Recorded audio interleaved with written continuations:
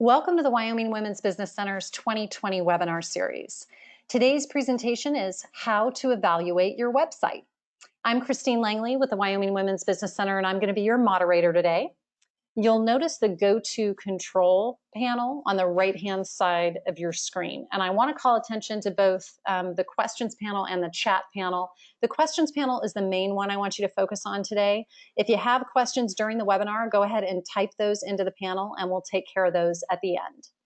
This webinar is being recorded and it's going to be available on our YouTube channel. You can just go to youtube.com and type in Wyoming Women's Business Center.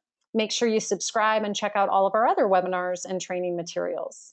You can also visit our website at wyomingwomen.org or look for us on Facebook and Instagram. Now, immediately following this presentation, we're going to launch a survey, and I ask you to just hang out for a couple seconds afterwards to complete the survey because it provides us, as well as our funding partners, with a bunch of valuable information, and it helps us plan our programming going forward. So everybody on the call today is muted to minimize background noise. But once again, if you have any questions during the presentation, then type them into that questions panel. So we're going to get started just with some quick information about the Wyoming Women's Business Center for any of you that aren't familiar with our statewide program, and then we'll dive into our topic today and finish up with a quick Q&A. This is our new 30-minute format, so we'll end promptly at 12:30. The WWBC is a nonprofit organization, and our mission is to enable and empower Wyoming entrepreneurs. And we have a special emphasis on women who are economically or socially disadvantaged. And so we do that through four distinct programs. So the first is our business counseling and training program, and that's always free. The second is our microfinance programs. We offer microloans as well as individual development accounts. The third is the Artist Development Center, and we run that in conjunction with our Works of Wyoming store, as well as our Art Connect gallery in downtown Laramie. And then lastly, we recently launched a COVID-19 support program. And so many of you on the call today might be involved in that program or interested in looking into it. And this specific webinar is brought to you by the COVID-19 support program. And so I just want to call special attention to the list of services that are available on the screen right now. These are available to all Wyoming business owners when they become clients at WWBC. So if you'd like more information, you can contact our program facilitator, Veronica Donahue, or you can visit our website at wyomingwomen.org for a whole bunch more information. So I want to take some time to introduce you guys to Rebecca this morning. Rebecca is a BFA graduate with a concentration in graphic design from the University of Wyoming.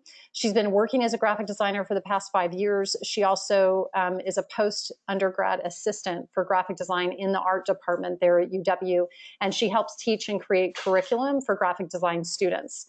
So we just felt like Rebecca was the perfect person to speak to you today about some elements of evaluating your website. She was recently hired by us, so she is an employee of the WWBC, and she works specifically on our COVID-19 business support program. All right, so what I'm going to do right now is I'm just going to change presenters so Rebecca can pull her slide up. And we will dive right into our topic without further ado. And Rebecca, I can see your screen now. Perfect, thank you. Welcome everyone. This is How to Evaluate Your Website webinar. So we're going to be doing an in-depth guide of what to keep, get rid of, or change with your website. So what we're going to talk about today is I'm going to introduce you to the necessary pages that you should have for your website. And we're also going to go a bit more in depth with those, and I'm going to introduce you to what you need as a bare minimum for each of those pages and other ways to elevate it. So we'll start off with the necessary pages. So every website should have a home page, contact page, an about page, some kind of services, products, or information page. And then there's also a couple optional pages that you can have. These are, again, optional though, so you don't necessarily have to have these. So you can include an FAQ, shipping and returns, events, reviews and testimonials, or blog. With it being optional, it's really important to understand that as we go through this, You'll have to determine what your business needs for your website, and that'll determine what you're going to include on all of these. So if you don't necessarily need an FAQ, then you don't have to put an FAQ.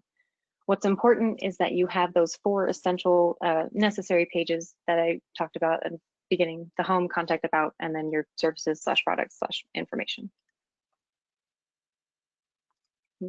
So we'll go ahead and move on to the home page. So you'll notice that I have a bare minimum and then I have an elevated. When I say bare minimum and elevated, I'll be giving you examples of both of these on a website page, but that doesn't necessarily mean that one is better than the other. What I'm saying is that every website example that I'm going to show you has the bare minimum. So if nothing else on your website, you need to have those 4 pages and the bare minimum for each of those pages, and that'll help give you an interesting and engaging web page. So moving on back to the home page. For the bare minimum that you need to have for your homepage, you'll need to have an introduction to your business, your logo, some kind of navigation bar, and some visual elements. Some ways to elevate that homepage are you can include calls to action, such as learn more or click here. You can include a video. You can include other visual components, such as pictures or some kind of graphics. And then you can also include an obvious color scheme. So we'll go ahead and look at some examples of that. And I'll have to exit out of here real quick to get this to work. So we'll go ahead and take a look at the bare minimum for a homepage or a basic homepage. So we'll take a look at a Complex company. So right away you see that they have their logo at the top. They have their navigation bar right at the top here where you can look at the different pages that they offer. And then as you scroll down, they have their introduction to their business right there. Looking at the elevated example, again, they have those bare minimum. So we'll see that they have their logo. They'll have a small introduction to their business. They have the same kind of navigation bar, but they've also included a video for you to look at, something to keep you engaged on their website. And then as you scroll down, you also see more of their information and calls to action, such as learn more.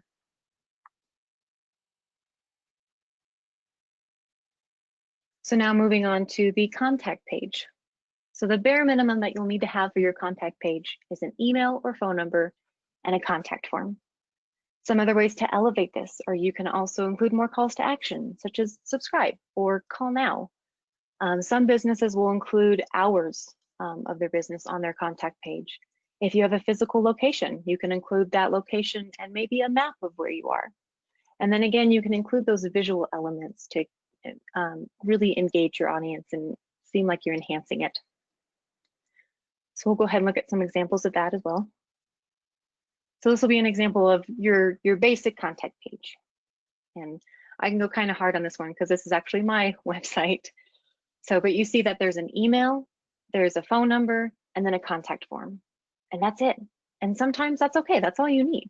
These are the essentials, the basic. This is the bare minimum of what you need to make an interesting and engaging website. So now we can go look at an elevated version of this. So here again, you have the same bare minimum information. You have their phone number, you have an email, and you have a contact form. But now they've also included a physical location, so they have their address up there. And then if you scroll down, you can also see that they have a subscribe button right down there as well. And also on the contact page, you can include your different social media handles if you have them. I'm pretty sure not everyone here has a Pinterest page, but they do, and they've included it.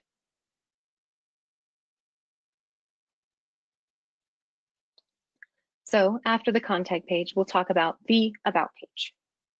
So at bare minimum, your about page should include a mission statement and who you are as a business, like a bio for your business. Some other ways to elevate that. If you have a team, you can include a meet the team where people can put faces to names and see who they're going to be dealing with when they go into your business or when they work with you. You can include a where you came from. If you're a brand new business, you can put this on the about page and maybe give a little blurb about where you came from and how you got here and what you plan on doing for the future. If you've been in that location for a while, you can put some history behind it. If you have an interesting history, maybe you've been with this business for generations, or it's been passed on for generations, you can include that little bit of interesting history in the about page. People want to know who you are and who they're going to be working with, and this is the perfect place to kind of brag about yourself. And again, you really want to include those visual elements. Humans are just visual creatures. And so having those little bit of elements and that extra little bit can really help to keep your audience engaged. So we'll go ahead and look at some examples. So here we'll go back to the Accomplished Beer Company. So again, they have their visual element here. And then you scroll down and you see right here, they've got their mission statement and then who they are and more about what they do and like how they got here. This is their little bio that they've included for you. So now we'll go ahead and look at an elevated example. Again, they have the bare minimum. They have a little bit about them if you scroll down, but now you'll also start to see that they have those visual elements for you. They have that little graphic right there. They have an interesting color scheme to go with it. You scroll down and they have more graphics to try and get your eye to linger there for a little bit longer so you can read what they're about. They have their mission statement, their credo, their objectives that they want you to know. And then they have a team. So they want you to meet the team and they will show you pictures and a little bio about each of their team members. So you can get to know them a little bit better, almost on not quite a personal level, but through the website, it could be seen as a personal level. So after the about page, we'll go ahead and talk about the services / products / information page. Probably the main reason why you decided to create a website in the first place. So the bare minimum, you'll want a description of your product or service, or if you're an information-based page, you'll want a description of your topic that you're talking about. You also want pictures to go with this. Again, humans are visual creatures, and especially when buying things, your audience wants to know what they're buying. So you want to have pictures of your product. If you're doing a service, maybe you have pictures of that service in action. If you're an information-based website, you can have pictures of the topic that you're talking about. Some ways to elevate this page. Again, with products or services, if you have different options available, sometimes services will create different package deals or different levels of services, and you can offer those options available to your audience. Same with products. If you have different colors or different types of products, you can offer an array of selection of products. Or if you only sell one, that's fine. You can just add more detail and let them know what they're buying or what you're selling. You can include more calls to action. These can be as simple as add to cart or learn more, click here, those kinds of things. And again, visual elements. Probably one of the more important things to include on your website for any page. So some examples for those. We'll go back to Silver Stage Ceramics. So you see that they sell classes, they do a service. So here they have a picture of what you can expect from their classes. And then they have their description of the class there. And then you have a register and an add to cart right there. And as you scroll down, they have the different images for the different services that they offer, the different classes that they have. And they're doing this so you kind of know what to expect when you go and purchase their classes. So an example of an elevated site. This person sells rugs. And so here they have the different types of rugs that you can look at and that you can buy. And then you'll see right there in the middle, you have a call to action. Learn more.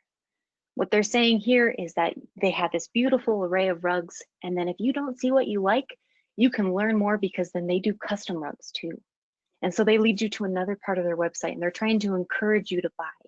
If you love these rugs but don't see what you're looking for, you're probably going to click on that because you want to see what kind of custom rugs they can do for you. Something to keep your audience engaged, something to lead them through your website. So now that we've gone through all the necessary pages that you need to have, we can talk about some other ways to elevate your website. So we'll go back and talk about those optional pages in the beginning. So again, these are optional. So you really have to figure out what you need for your business and what suits your business the best. So you can have things like an FAQ page. So you can answer common questions that people have about your business or your product or service. That way you don't have to continually answer their questions or emails or phone calls. You can have, if you sell a product, it would be very important for you to have a shipping and returns policy, especially if you do offer that shipment.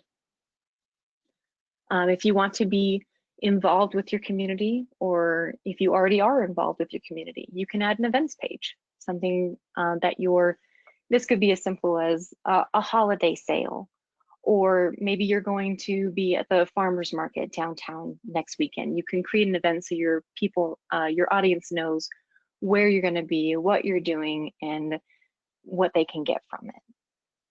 If you have a lot of happy vocal customers, you can include a reviews or testimonials page. And then you can also include a blog. Although my biggest piece of advice for including a blog would be that if you do include this page, you have to be engaged and post regularly. A blog can be very beneficial for your website. And in fact, a study by HubSpot found that businesses who blog had much better marketing results and about 55% more visitors to their website. But again, these are businesses who regularly blog. It's not a bad idea at all. But with most things in a business, it is a commitment that needs to be kept up with. So we'll go ahead and I'll take you guys through some examples. So this is actually our FAQ page for Wyoming Women's Business Center. So we have our different projects that we offer, and we have different categories for each one. And people can go and click on these different categories and hopefully find answers to their questions that people have commonly asked. And one thing I will say is a lot of these examples that I've shown you so far, these can all be done through a website builder, such as Wix or Squarespace.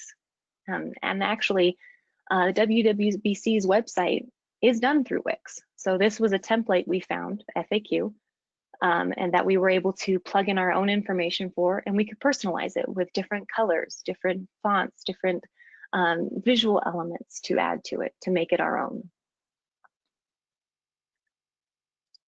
So this will be an example of a shipping and return page. So this is Maurice's, and they don't even really have a photo or anything really visual. They have just a return policy, so people know what they need to do and what they can expect. And just having this page also can make it more, it can enhance your website even more. Because this way people can go, they can look at this page, and instead of calling you and asking what they can expect when shipping and returns, they can just go ahead and look at your return policy. And again, not every one of you is going to need this. This is one of those optional pages. Back to our website, we have an events page. So this is where you can see all of our upcoming events. Feel free to mark any of these in your calendar. But again, this is a template that we used from Wix.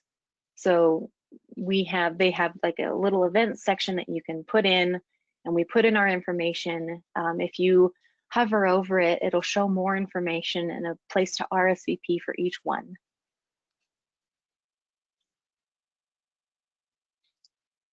And then you can also include the reviews and testimonials. So this is another example that I found through Wix. This was created using Wix, and they just had a slider. So they chose an interesting image or graphic, and they put their quotes or testimonials on that graphic, and they have a slider bar that just circles through each one of the quotes so that their customers can see all of these wonderful reviews that they've gotten. And then finally, a blog. So this one, again, is another Wix example. This was created using Wix.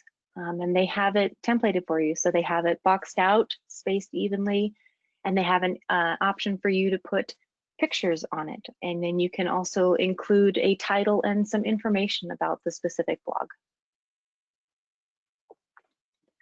So with everything that we've talked about with the necessary pages, it's really important that you take home that every good website has those 4 necessary pages: your home page, contact page, about page, your services slash product slash information page, and then also include those bare minimum. Again, you don't have to have the elevated portions of it that we've talked about, but sometimes it does help.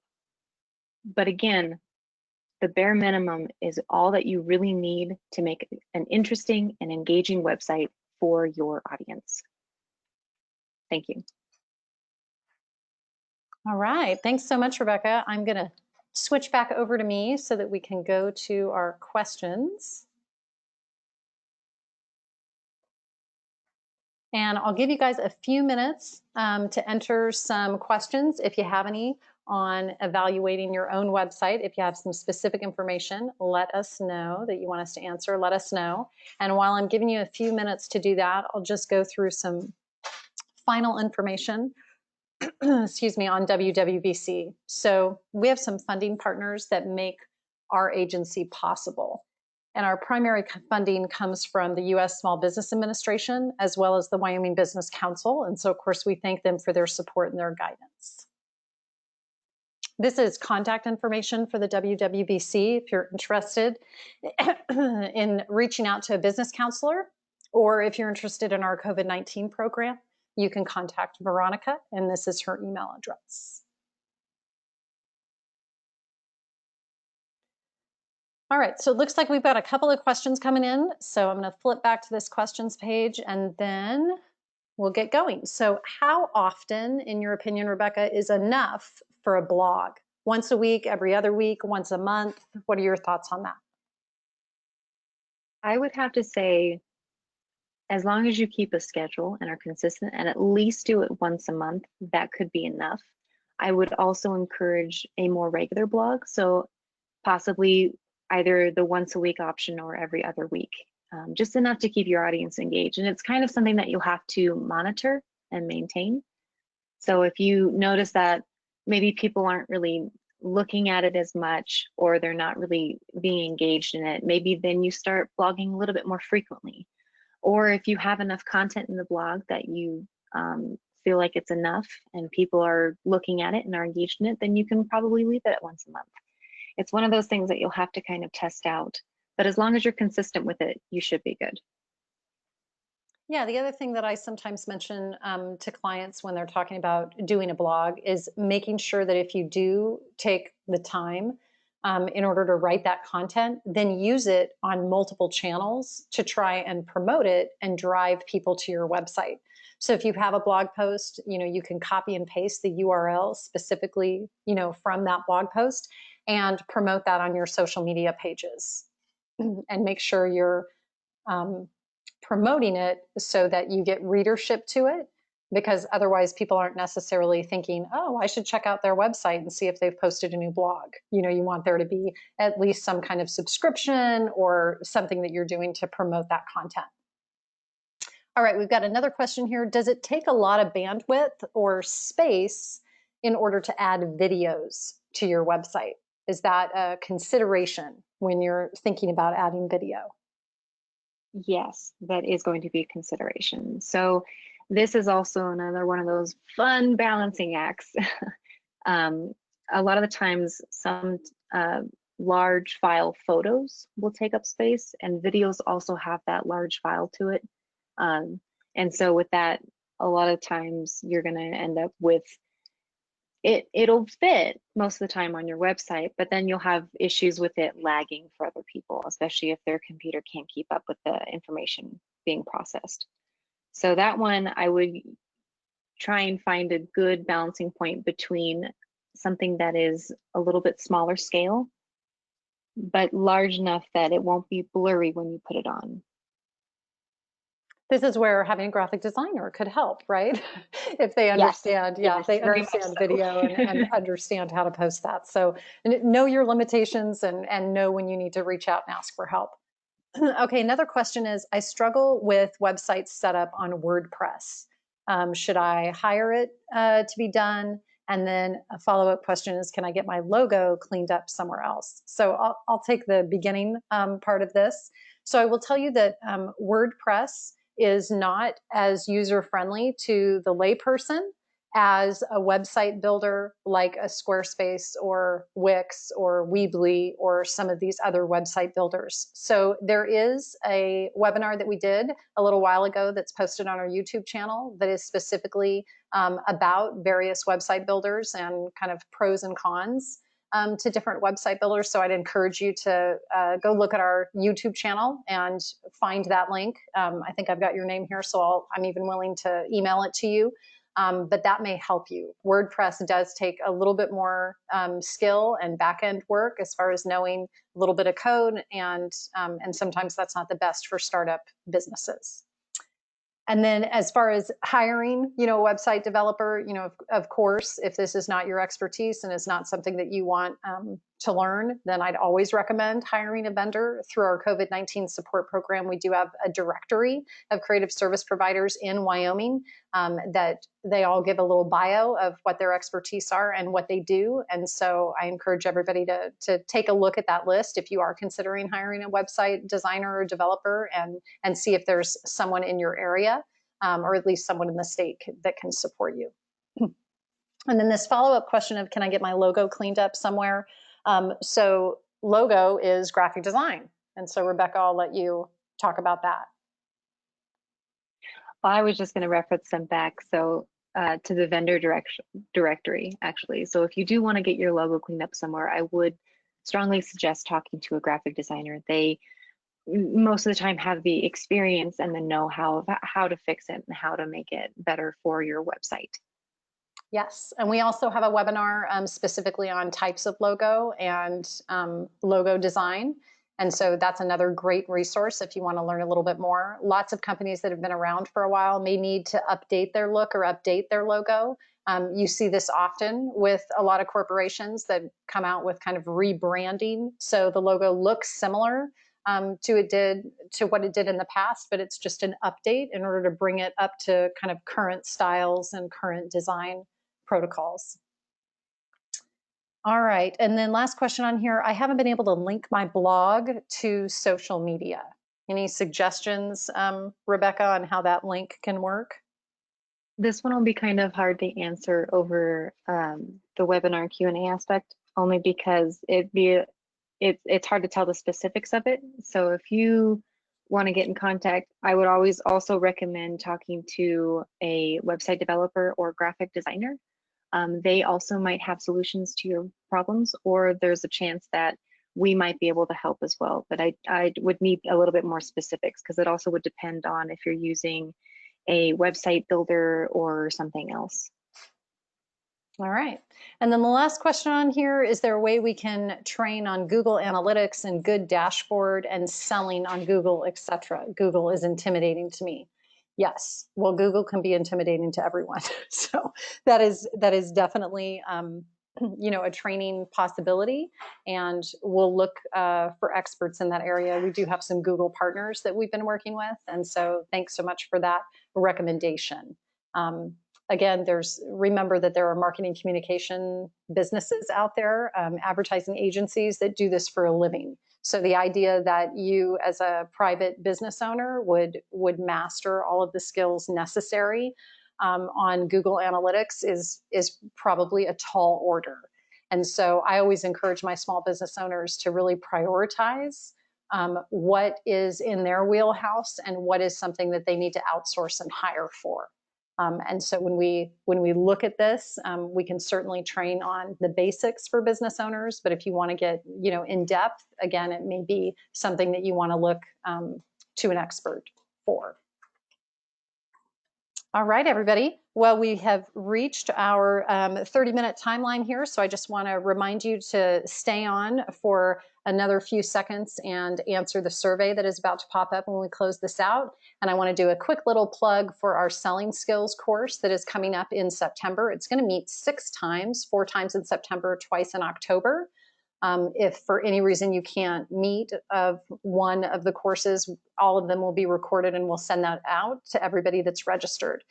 So if you'd like to develop some selling skills, understand what the process is, we encourage you to register for the selling skills course. And so thanks again for attending today, and hang on the line for just a second and the survey will pop up when we close out. Have a great week, everybody. Thanks again, Rebecca. Bye-bye.